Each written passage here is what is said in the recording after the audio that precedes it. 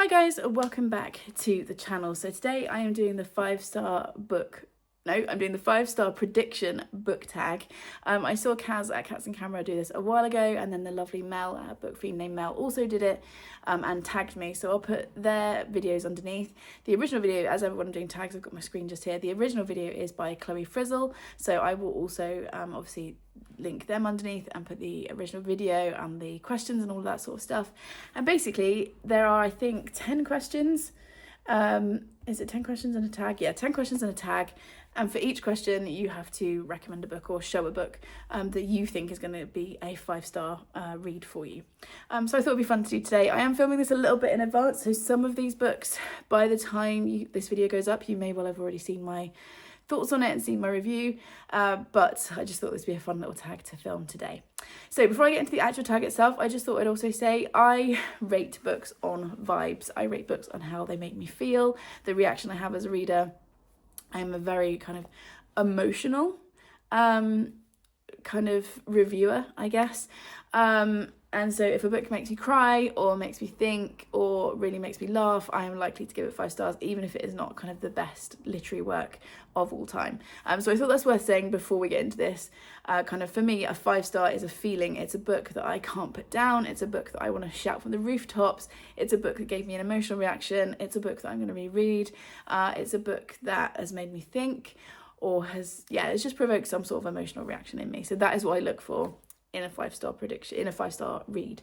Okay, let's get into this. So the first one prompt is, give me a 5-star prediction that is by a favourite author. So this is a book that I picked up at random a couple months ago now when I was out book shopping with my sister-in-law, and that is After You'd Gone by Maggie O'Farrell. I've read a couple of Maggie O'Farrell books and loved. I've read Hamnet and I've read The Marriage Portrait, loved both of those.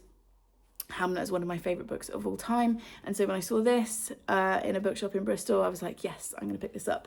And this is about a woman who ends up in a coma.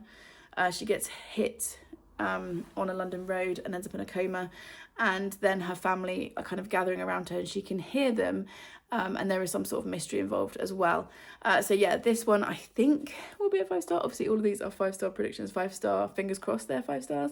So yeah, that was my pick for favourite author, because Maggie O'Farrell is an author that I absolutely trust, and yeah, I'm excited and a bit nervous to read this at some point soon. Number 2 is Someone Else Loving It Has Gotten You Excited. Loads of you have been recommending me Meredith Alone by Claire Alexander, and I don't even really know much about it. It says on the back, Meredith Maggs has everything a person needs. A best friend in Sadie, a beloved cat in Fred, jigsaws to fill the time, recipes to perfect, even a weekly visit from the Tesco delivery guy. So what if she hasn't left the house in 1,214 days? That her memories are treacherous and it's getting harder to ignore the estranged sister knocking at her door. How long can one woman keep the world out? How long before she invites in what's out there? And how long does it take to discover the person you were meant to be? And lots of you recommended this to me because I really loved Eleanor Oliphant is Completely Fine. And yeah, you guys know my reading taste really well by now. So when lots of you recommend the same book, I always listen. I put this on my wish list, and the lovely, who was it? Yeah, it was the lovely Michelle sent this to me. I really trust her book reviews as well and her kind of opinions on books. So yeah, this is definitely one where you guys being excited for me to read it has made me want to pick it up. So that's that one. Okay, number 3, the blurb/tropes are so your thing. So one thing I have discovered about my reading this year is that I freaking love a cowboy romance. Okay, I read the entire Elsie Silver like Powerless series this year. All 5 books I've read, and like I said, I'm filming this in July, so I read all 5 books really quickly this year, and then I was like, I need some more cowboy romance. My lovely friend Ali, whose daughter is a bookseller and also a big reader, said, oh, Lilia recommended Done and Dusted by Lila Sage. She also recommended me another one, the name of which I cannot remember now. But this has got tropes that I know I love. It just says on the back, I haven't even read the whole thing, it just says, she's off limits, but he's never been good at following the rules. And I was like, yes, I want to read that, please. Again, this was another very kind gift. Who sent me this? Oh yeah, the lovely Laura. And I've seen lots of you guys enjoying this series. I have been warned that the first book is not the best one. Most people prefer the second one. But in terms of tropes, this is definitely my thing. So yeah, that's my choice for question number 3. I do have cats wandering around, just to warn you, if you can hear background noise, there are cats on patrol in the lounge. Hopefully you won't hear a crash as they knock something over, but you never know. Okay, number 4 is your most anticipated future release. So this is slightly cheating because this is in my hands. In fact, I've got my bookmark in it. At the time of filming, I'm due to start reading this probably tomorrow. But this is definitely one of my most anticipated reads of the year, and that is Human Rights by Juno Dawson. This is the 3rd/4th, depending on how you count it, book in the HMRC, Her Majesty's Royal Coven series. It's the conclusion. I cannot see, it would have to go really wrong for this not to be a 5-star read. Also, apologies for the lighting's not great today. The Great British weather is not helping me out today, so apologies if it's gone a little bit dark. But yeah, this one I cannot see, something would have to go seriously wrong for it not to be a 5-star. I haven't even read any reviews. This came out the time of filming, it came out last week, and I'm desperate to pick it up. I'm just finishing off a couple of other books and projects that I've got before I can get to this. And yeah, this is the final book in the series.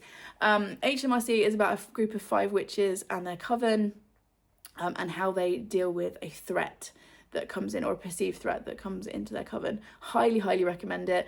It's very adult. This is not YA. I've seen a few people mention it as YA. It definitely isn't. There is some very strong language in it.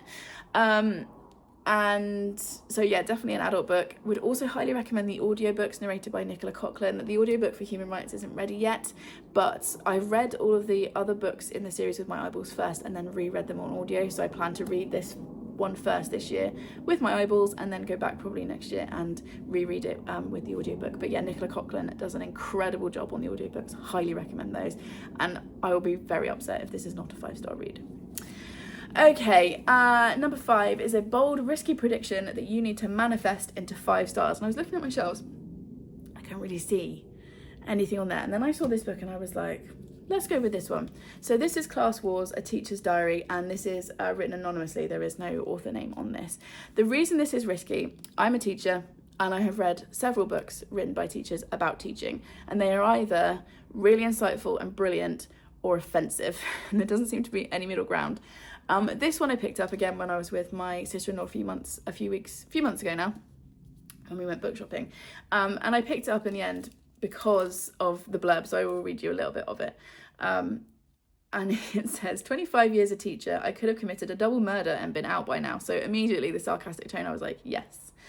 I won't read you this whole thing. It just says, written by an anonymous author working in a state secondary school, which is what I do. This uproariously funny, desperately necessary book takes us inside the classroom to see morale at rock bottom and a system on its knees. Hilarious, heartbreaking and impassioned, Class War is about the importance of good schools and talented teachers at a time when they have never been more essential. Painting a heartfelt portrait of the profession and an education system where no one should be left behind, but too many are, this book reveals there is laughter to be found even as a river of effluent is sluicing down the pipe. So this one is a risky one to put in as a 5-star prediction. I'm hoping I'll enjoy it. Like I said, I've read some really great books about teaching and some really terrible books about teaching, and we will see where this one falls on that line. Okay, gosh, we've really lost the light, haven't we? Apologies. Hopefully the clouds will move again in a minute. Okay, number 6, you've been putting off reading because your hopes are so high. This is another one where loads of you have been shouting at me, kindly obviously, to read this book. It is on my August TBR, so I think this is going up mid-August. I probably won't have read it by the time this goes up, but hopefully I'll read it in August. And this is just a book that lots and lots of you have recommended and are really excited for me to read, which is exciting but does also put a little bit of pressure on it. And this is The List of Suspicious Things by Jenny Godfrey. I have seen so many of you in my comments recommending this book, but it does mean that hopes are quite high. And again, this was gifted to me. I've been very lucky with gifts this year as ever. This is from the lovely Jo, and this is about a girl called Miv whose parents decide to move because there have been murders happening, and I think it's set. Maggie Thatcher is Prime Minister, drain pipe jeans are in, and Miv is convinced that her dad wants to move their family down south because of the murders. And so her and her friend decide to try and kind of set out on their own to solve the murders. I've seen so many of you, like I said, recommending this book to me. I'm hoping it's going to be a 5-star. I'm really hoping it's one I'm going to enjoy, but we will find out. Okay, number 7 has a beautiful cover that you've already fallen in love with. Again, this is when I was book shopping with a sister-in-law in Bristol. Picked this up totally at random. This is Son of Blood and Ruin by Marilee Lares. Hopefully I've said that right. I mean, look at this cover. If I get my face out of the way, it'll focus, hopefully. It is absolutely stunning. And yeah, I've definitely already fallen in love with the cover of this book. And this is going to be fantasy. It says Witch, Woman, Warrior. This is going to be fantasy. I feel like it's going to be very feminist. I feel like it's going to be very kind of female ragey. And yeah, this cover, I mean, I don't have tattoos because I'm a complete wimp, but this would make a stunning tattoo. Can you imagine that? On like somebody's arm or their leg or something. But yeah, definitely in terms of beautiful covers and 5-star predictions, it's got to be this book. Okay, number 8, we're almost through, is next in the series you've loved. This could also go under you've been putting it off because your hopes are so high, because it could also go under your most anticipated future release, because I've got an ARC copy. This comes out in November. I doubt I'm going to be able to hold myself up until October to read this, because I was very kindly sent an ARC copy by Book Break and Tor, and that is Brigands and Bread Knives by Travis Baldry. This is the 3rd in the Legends and Lattes series, and I am so, like, to say I'm excited about this book is a massive understatement. I can't wait to read this. We are back with Fern, who's a character that we met in what's the word I'm looking for? No, this is Brigands and Bread Knives. We met Fern in Bookshops and Bone Dust, and I'm just so excited about this. This is cozy fantasy, low stakes, found family, food.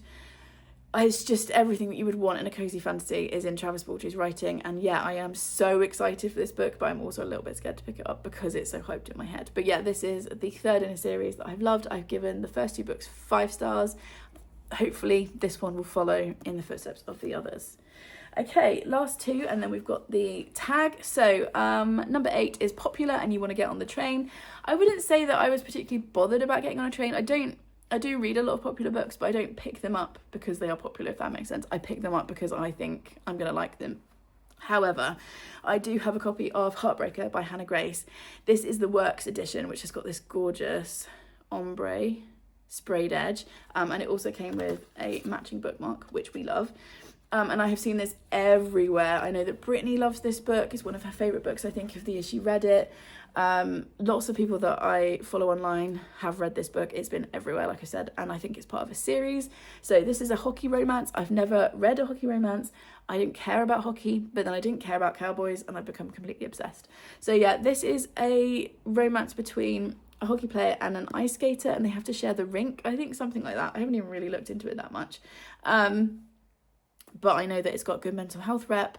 I know it's spicy, and yeah, it's definitely one. When I was looking at my shelves, I was like, oh, that one is very hyped. And I am excited to read it. I didn't pick it up because of everybody being excited about it, but I am excited to give it a go. Okay, question number 10 just gives that 5-star vibe. I will leave my August TBR linked underneath if you're interested, because this is a book I put in as my square for my summer reading challenge, and I picked it because I'm the self-care square, and I feel like as a reader, picking a book that you think is going to be 5 stars is self-care. And that book is The Safekeep by Yael van der Wooden. Hopefully I'm saying that a little bit correctly. And sometimes you pick up a book, this probably sounds a bit weird, but sometimes I pick up a book and I hold it in my hands and I just get this feeling that it's going to be 5 stars before I've even read the back or anything. I just get this feeling it's going to be 5 stars, and I had that experience with this book. This is set in post-war somewhere. So the rural Dutch province of, I'm not gonna be able to say that word. Okay.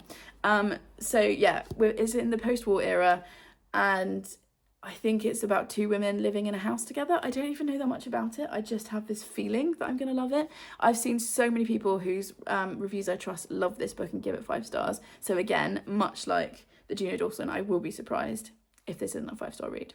Okay, and then we're going to tag 5 booktubers. So in case you haven't seen a tag from me before, all I do is go onto my subscription feed and I just tag the last 5 people who have filmed videos, or have posted videos while I'm filming. So they're not a booktuber. Right, so I'm going to tag Win at Literary Diversions. I don't know if you're doing tags anymore, but this is quite a fun one. They're not a booktuber. I'm going to tag Brittany at Brittany Loves Reading. I'm going to tag Daniela at Only for a Page. That's 3. Let's keep track of how many I'm tagging because I'm really bad for that. They're not a booktuber. I'm going to tag Abby at Abby of Pellinor. And I'm going to tag Chloe at Chloe Reads Books. If you've already done this tag or you don't feel like doing it, obviously ignore me. Also, if you haven't been tagged and you want to say you've been tagged, you can say I've tagged you. That's absolutely fine. I think this is a really fun little tag just to focus on some of the books that you think are going to be 5-star reads. And yeah, tell me in the comments, what was your last 5-star read? And what is a 5-star read that you are predicting? What do you think will be your next 5-star read? Obviously, I always go into books thinking that they're going to be 5-star, and then I deduct points. I know everybody does slightly differently. So I go into every book hoping for a 5-star read. But tell me what you think your next 5-star read is going to be. If you get to this point in the video, leave me a star emoji, because we've been talking about 5 stars all the way through. Please subscribe if you would like more of this chaos, and I will see you in the next one. Thanks everyone. Bye.